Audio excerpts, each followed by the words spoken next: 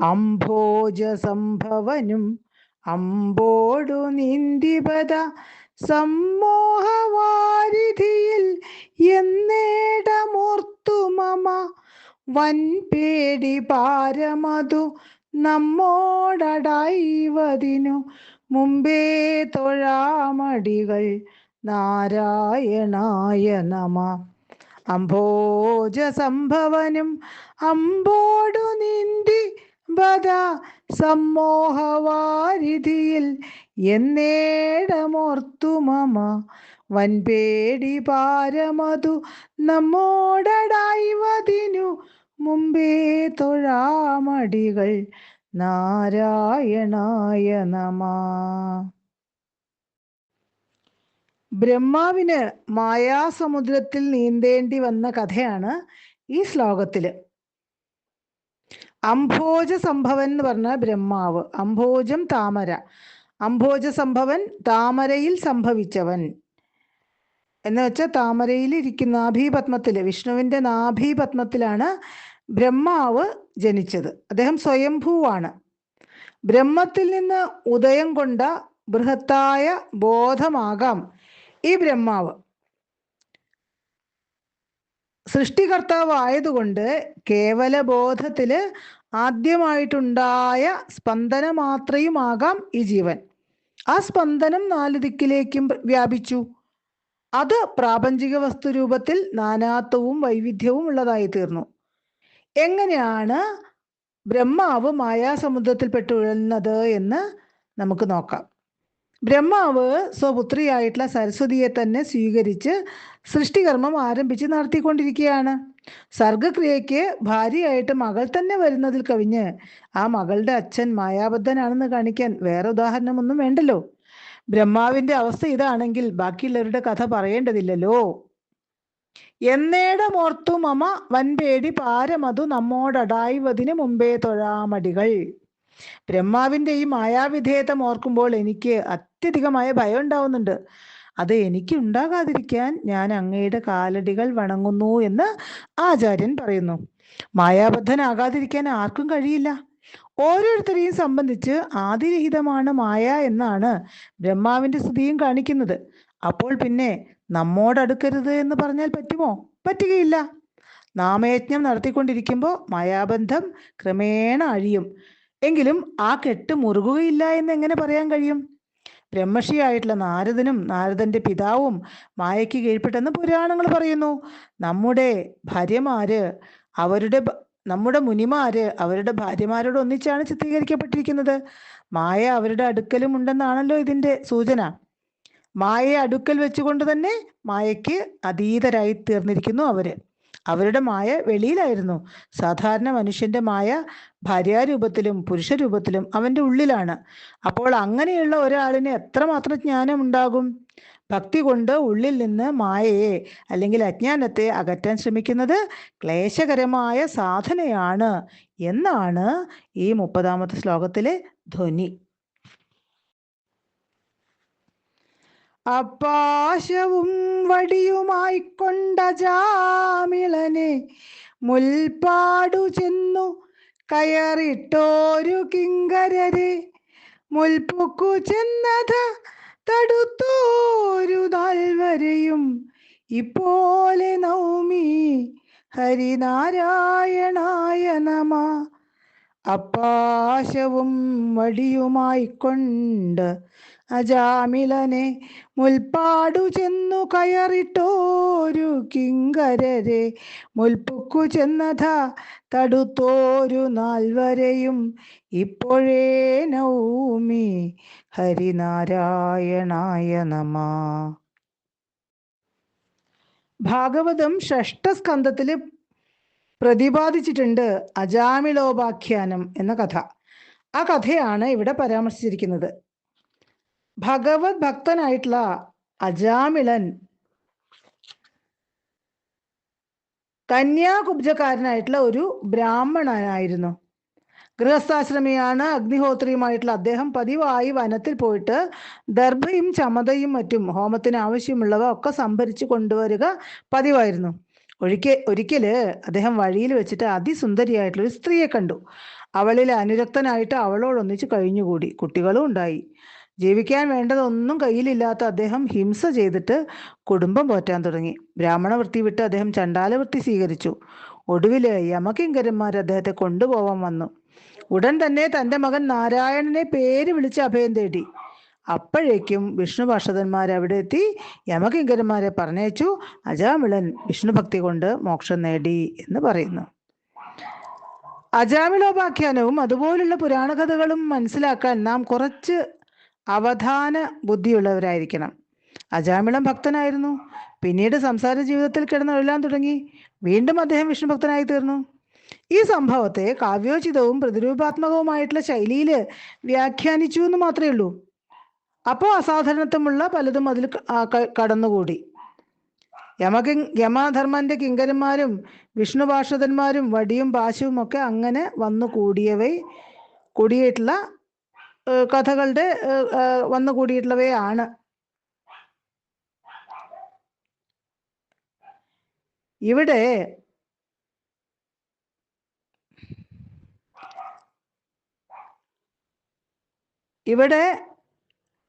യമധർമ്മൻ എന്ന് പറയുന്നത് ധർമ്മമാണ്. അർത്ഥകാമങ്ങൾ എന്ന് പറഞ്ഞാൽ ലൗകിക സമ്പത്തുകളുടെ അനുഭവങ്ങളാണ്. അപ്പൊ യമകിങ്കരന്മാർ എന്ന് പറയുന്നത് ആരാണ്? അർത്ഥകാമങ്ങളാണ്. ധർമാനുസാരം അർത്ഥകാമങ്ങൾ സ്വീകരിക്കപ്പെട്ടില്ലെങ്കിൽ അർത്ഥകാമങ്ങളുടെ കയ്യിൽ തന്നെ കിടന്ന് ക്ലേശങ്ങൾ അനുഭവിക്കേണ്ടി വരും.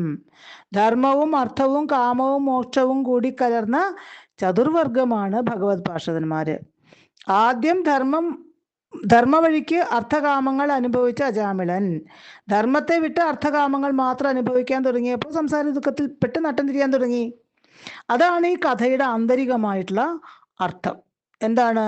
ഇവിടെ അജാമിളൻ ആദ്യം ഭഗവത് ഭക്തനായിരുന്നു എന്നും പിന്നെ വനത്ത് പോയിട്ട് ഹോമത്തിന് വേണ്ടിയിട്ടുള്ള ചമതയും മറ്റും കൊണ്ടുവന്ന് ഹോമം ചെയ്തു എന്നും പറയുന്നത് അദ്ദേഹം ധർമ്മമാർഗത്തിൽ ജീവിച്ചു എന്നുള്ളതാണ്. പിന്നെ അദ്ദേഹം ഒരു സുന്ദരിയെ കണ്ടു, അതിൽ വീണുപോയി, കല്യാണം കഴിച്ചു, ചണ്ടാലവൃത്തി സ്വീകരിച്ചു എന്നൊക്കെ കഥ പറയുമ്പോൾ അദ്ദേഹം എന്ത് ചെയ്തു? ധർമ്മത്തെ വിട്ടു അർത്ഥകാമങ്ങളിൽ മാത്രം അനുഭവിച്ചു. അപ്പം അദ്ദേഹത്തിന് ദുഃഖ ദുരിതങ്ങൾ ഉണ്ടായി. ഇതിനെയാണ് യമകിങ്കരന്മാരുടെ വരവായിട്ട് പറഞ്ഞിരിക്കുന്നത്.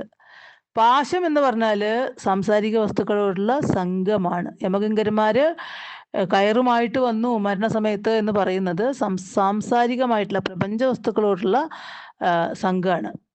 വടി എന്ന് പറയുന്നത് ഈ സംഘം നിമിത്തം ഉണ്ടാകുന്ന ദുഃഖവുമാണ്. അപ്പാശവും വടിയുമായി വന്ന് പറയുമ്പോൾ അത് ദുഃഖമാണ്. അടി കിട്ടണമാണല്ലോ വടി.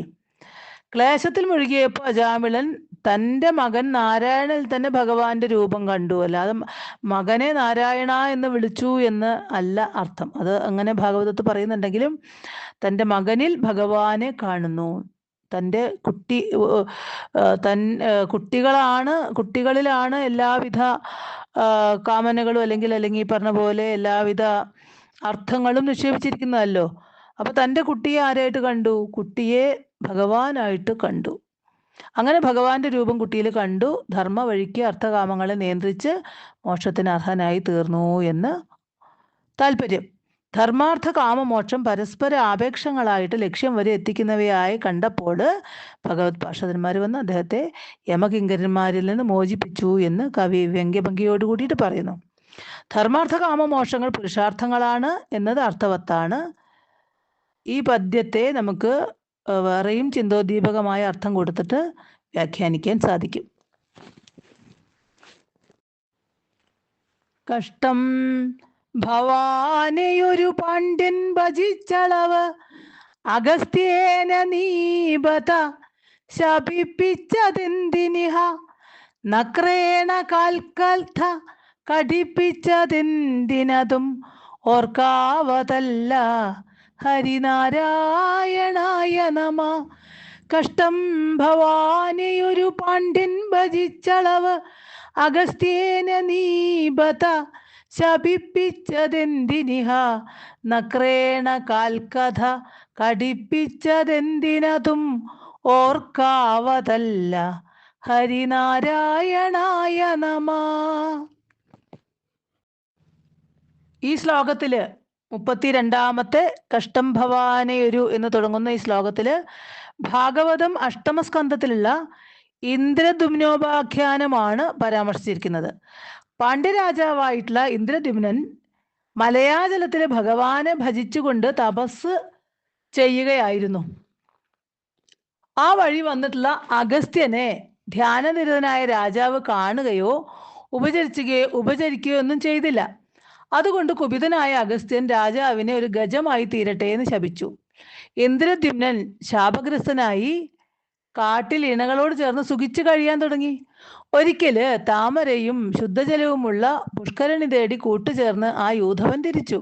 പൊയ്കയിലിറങ്ങി മധുരജലവും താമരവളയങ്ങളൊക്കെ തിന്നുകൊണ്ടിരിക്കുമ്പോൾ ഒരു മഹാനക്രം, ഒരു മുതല, ആനയുടെ കാലിൽ പിടികൂടി അഗാധതയിലേക്ക് ആഴ്ത്തിക്കൊണ്ടുപോകാൻ തുടങ്ങി. ഹൂഹു എന്നുള്ള ഗന്ധർവരാജൻ ദേവശാപ നിമിത്തം മുതലയായിട്ട് ആ പുഷ്കരണിയിൽ പതിച്ചതാണ്. രണ്ടുപേർക്കും മോചനത്തിലുള്ള സമയമായതുകൊണ്ട് മഹാവിഷ്ണു അവിടെ എത്തി ഇന്ദ്രദ്യുമ്നനെയും ഹൂഹുവിനെയും മോചിപ്പിച്ച് അവർക്ക് മോക്ഷം നൽകി. ഭാഗവതം പറയുന്നത് ഇങ്ങനെയാണ്: അതുവരെ കൂട്ടത്തിലുള്ള ആനകളൊക്കെ ഇന്ദ്രദ്യുമ്നനെ ആനയെ വലിച്ചു കയറ്റാൻ നോക്കി. അവരൊക്കെ തളർന്ന് അവരൊക്കെ പിടിവിട്ടു പോയി. അവസാനം താൻ മാത്രമായി. ആ സമയത്ത് അവിടെ ആ പൊയ്കയിലുണ്ടായിരുന്ന ഒരു താമരപ്പൂവ് തുമ്പിക്കൈ കൊണ്ട് അറുത്തിട്ട് ഭഗവാൻ അങ്ങനെ കാണിച്ചു കൊടുത്തു എന്നാണ്. അത് ഭഗവാന് കാണിച്ചു കൊടുത്തിട്ട് ഭഗവാനെ വിളിച്ചു എന്നാണ് കഥ. അപ്പൊ ഭഗവാൻ വന്നു എന്ന് പറയുന്നു. ഇതും ഒരു പ്രതിരൂപാത്മകമായിട്ട് എടുക്കാം.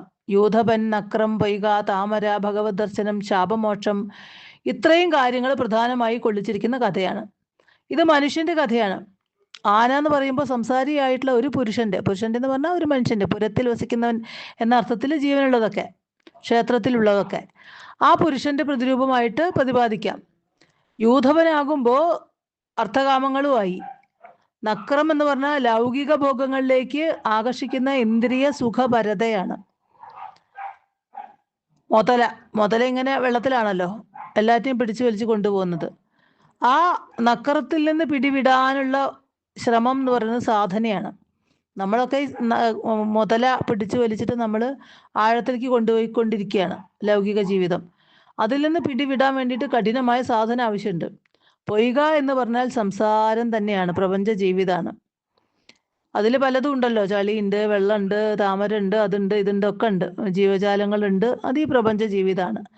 താമര ആത്മദർശനാഭിമുഖമായിട്ടുള്ള സാധന കൊണ്ടുണ്ടാകുന്ന ആത്മദർശനം തന്നെയായിട്ടുള്ള ഭഗവത് ദർശനമാണ്. അവസാനമാണ് ഒരു താമര പറിച്ചിട്ട് ഭഗവാനിലേക്ക് കൊടുക്കുന്നത്. താമര എന്ന് പറഞ്ഞാൽ ഏത് ചളിയിലും നിന്നുകൊണ്ട് പൊന്തി നിൽക്കാനുള്ള കഴിവ്, അതാണ് താമര.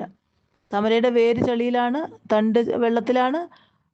താമര ഏറ്റവും മനോഹരമായിട്ട് പൊന്തി നിൽക്കുന്നു. അപ്പൊ താമരയാണ് സഹസ്രാര പത്മത്തിന്റെ പ്രതീകമാണല്ലോ. അപ്പൊ ഈ സഹസ്രാര പത്മം വിടർത്തിയിട്ട് ഭഗവാന് കൊടുക്കുകയാണ്. താമര കൊടുക്കുക പറഞ്ഞാൽ സഹസ്രാര പത്മത്തിലേക്ക് കുണ്ടലിനി വന്നിട്ട് പൂർണ്ണമായ ബോധത്തിൽ നിൽക്കുക എന്നുള്ള അവസ്ഥ തന്നെയാണ്. ഭഗവാനിൽ എത്തുന്നു. അപ്പോ ഈ ആത്മാനുഭൂതി നിമിത്തം പാപമോചനം ഉണ്ടാകുന്നു. സാംസാരിക ബന്ധത്തിന്റെ മോചനം ഉണ്ടാകുന്നു. ഈ കഥയാണ്, ഈ ഒരു സംഭവമാണ് കഥാരൂപത്തിൽ ഗജേന്ദ്രമോക്ഷത്തിൽ പറഞ്ഞു വച്ചിരിക്കുന്നത്. ഗഡ്വാങ്കനെന്ന ധരണീശന്നു കൺകൊരു മുഹൂർത്തേന നീ ഗതി കൊടുപ്പാനുമെന്തു വിധി, ഒട്ടല്ല നിൻകളികളിപ്പോലെ തങ്ങളിൽ വിരുദ്ധങ്ങളായതുകൾ. നാരായണായ നമ. ഗഡ്വാങ്കനെന്ന ധരണീശനെ കാൺക, ഒരു മുഹൂർത്തേന നീ ഗതി കൊടുപ്പാനുമെന്തു വിധി, ഒട്ടല്ല നിൻകളികളിപ്പോലെ തങ്ങളിൽ വിരുദ്ധങ്ങളായതുകൾ. നാരായണായ നമ. ഹരിനാമകീർത്തനം 33-ാമത്തെ ശ്ലോകത്തിൽ പറയുന്ന ഗഡ്വാങ്കന്റെ കഥയും ഭാഗവതാന്തർഗതമായിട്ടുള്ളതാണ്. സൂര്യവംശത്തിലെ വളരെ പ്രഭാവനായിട്ടുള്ള ഒരു ചക്രവർത്തിയായിരുന്നു ഗഡ്വാങ്കൻ. ദേവേന്ദ്ര സഖാവായിട്ടുള്ള ഗഡ്വാങ്കൻ തൻ്റെ മരണത്തെക്കുറിച്ച് ചിന്തിച്ച് വിഷ്ണു ധ്യാനത്തിൽ മുങ്ങി. ജനന മരണത്തിൽ നിന്നും യാതൊരു തരത്തിലും നിവൃത്തിയില്ലെന്നും മോക്ഷം കാലതാമസം ഉണ്ടാക്കുന്ന അനവധി ജന്മങ്ങൾ കൊണ്ട് നേടേണ്ടതാണെന്നും ചിന്തിക്കുന്നവർക്ക് ഗഡ്വാങ്കൻ എന്ന ചക്രവർത്തിയുടെ ജീവിതം ഒരു സാധനാപാഠാണ്. വേണമെന്ന് തോന്നണം. ആ തോന്നല് ഒരു തൊലിപ്പുറമേ ഉള്ള ഒരു സ്പർശിയായിട്ടല്ല, ആത്മസ്പർശിയായിട്ട് ഒരാളുടെ ജീവിത ലക്ഷ്യമായിട്ട് മാറണം. അപ്പോൾ ജീവിതം തന്നെ ഒരു സാധനയായിട്ട് മാറും. ലൗകിക ജീവിതം സാധനയും ആധ്യാത്മിക സിദ്ധി പരമലക്ഷ്യവുമാവണം. അതുകൊണ്ട് അർത്ഥകാമങ്ങളിൽ മാത്രം ഒഴുകാതെ അർത്ഥകാമങ്ങളെ ധർമ്മത്തിന്റെ ആചരണം കൊണ്ട് ശുദ്ധീകരിക്കുന്ന ഒരു മനുഷ്യന് മോക്ഷം നേടാൻ വിഷമമൊന്നുമില്ല. ധർമ്മത്തിന്റെ ആസക്തി കൂടുന്തോറും അർത്ഥകാമങ്ങളും ധർമ്മത്തിൽ തന്നെ രൂപമുള്ളതായി സൂക്ഷ്മവും ആത്മസംബന്ധിയുമായി തീരുമെന്നുള്ളത് സത്യമാണ്. എന്ന് വെച്ചാൽ ധർമ്മത്തിനോട് കൂടുതൽ ആഭിമുഖ്യം വന്നു എന്ന് വിചാരിക്കുക. ജീവിതത്തിൽ ധർമ്മത്തിനോട് ആസക്തി ആഭിമുഖ്യം വന്നാൽ അർത്ഥകാമങ്ങളൊക്കെ പതുക്കെ പതുക്കെ ധർമ്മസംബന്ധിയായിട്ട് മാറും. അങ്ങനെ അതും സൂക്ഷ്മമാവും, ആത്മസംബന്ധി ആണ് എന്നുള്ള സത്യം വരും, സത്യം ബോധ്യമാവും, അങ്ങനെ ആയിത്തീരും. ഇതുപോലുള്ള പരിശുദ്ധ ജീവിതങ്ങൾ നമ്മളെ പഠിപ്പിക്കുന്നത് അതാണ്. ശ്രദ്ധ എന്ന് പറയുന്നത് വ്യതിചലിക്കാതിരുന്നാല് സദ്യോമുക്തി, പെട്ടെന്ന് തന്നെ മോക്ഷം ലഭിക്കും. അജാമിളൻ, ഇന്ദ്രദ്യുമ്നൻ, പ്രഹ്ലാദൻ, ധ്രുവൻ അവരൊക്കെ തന്നെ ആ ശ്രദ്ധയുടെ തോതനുസരിച്ച് മോക്ഷം കിട്ടിയവരാണ്. ഗഡ്വാങ്കന് 2 നാഴികയെ വേണ്ടി വന്നുള്ളൂ മോക്ഷം നേടാൻ എന്നാണ് ഭാഗവതം പറയുന്നത്. 6 മാസം കൊണ്ട് ധ്രുവന് മോക്ഷം കിട്ടി, 7 ദിവസം കൊണ്ട് പരീക്ഷിത് ചക്രവർത്തി, പകുതി രാത്രി കൊണ്ട് പിങ്കള, 2 നാഴിക കൊണ്ട് ഗഡ്വാങ്കന് ഭഗവത് ദർശനവും മോക്ഷവും ഉണ്ടായി.